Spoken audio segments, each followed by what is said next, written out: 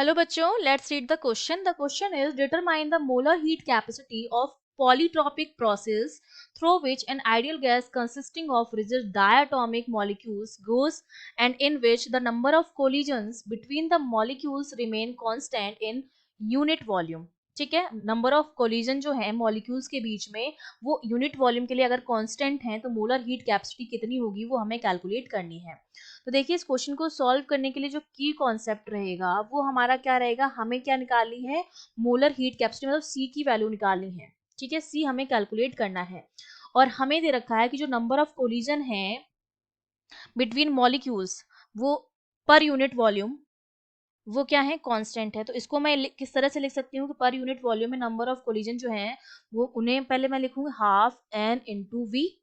ये हमारे क्या हो गया, नंबर ऑफ कोलिजन हो गए between the molecules in a unit volume. इसको मैं किस तरह से लिख सकती हूँ, 1/√2 pi d square n square root n square average of v. ठीक है, तो देखो यहाँ पर एवरेज ये जो है वो आपकी क्या है, एवरेज वेलोसिटी है और ये हाफ एन वी है. ये बेसिकली मैंने क्या लिखा है, नंबर ऑफ कोलिजन लिखे हैं बिटवीन द मॉलिक्यूल्स जो कि यूनिट वॉल्यूम के लिए है. ठीक है, तो वो ये हमारे पास इक्वेशन बन गई. ये इक्वेशन जो है बेसिकली हमारे पास क्या है, मैक्सवेल बोल्ट्जमैन इक्वेशन है. मैक्सवेल बोल्ट्जमैन ने ये हमें बताया था. ठीक है, तो यहाँ से हमें ये इक्वेशन पता चल गई है. तो इस इक्वेशन से मुझे क्या पता चल रहा है कि मेरा जो, क्योंकि हम जानते हैं कि जो मेरी एवरेज वेलोसिटी होती है वो होती है √8RT/πm के बराबर होती है. तो अगर मैं v की जगह ये वाली वैल्यू रख दूं तो मेरे पास क्या आ जाएगा कि ये वैल्यू जो हो जाएगी वो किसके प्रोपोर्शनल हो जाएगी. ये चीज जो है अगर मैं इसकी वैल्यू यहाँ पर पुट कर दूं तो मैं ये लिख सकती हूँ कि जो मेरे पास हाफ एन वी है that is proportional to √T/v का स्क्वायर. और हम जानते हैं अगर मैं पॉलीट्रॉपिक गैस की बात करती हूँ, पॉलीट्रॉपिक प्रोसेस की बात करती हूँ, तो पॉलीट्रॉपिक प्रोसेस के लिए पी वी की पावर गामा जो होता है वो एक कांस्टेंट आता है. अब यहाँ पर गामा की वैल्यू क्या होगी, क्योंकि √T/v² जो है वो आपका क्या है, कांस्टेंट है.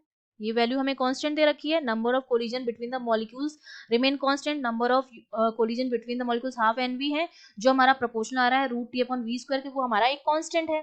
तो ये कांस्टेंट अगर हो गया तो यहाँ पर ये आपका पीवी की पावर -3 बन जाएगा जो मेरा कांस्टेंट आ जाएगा.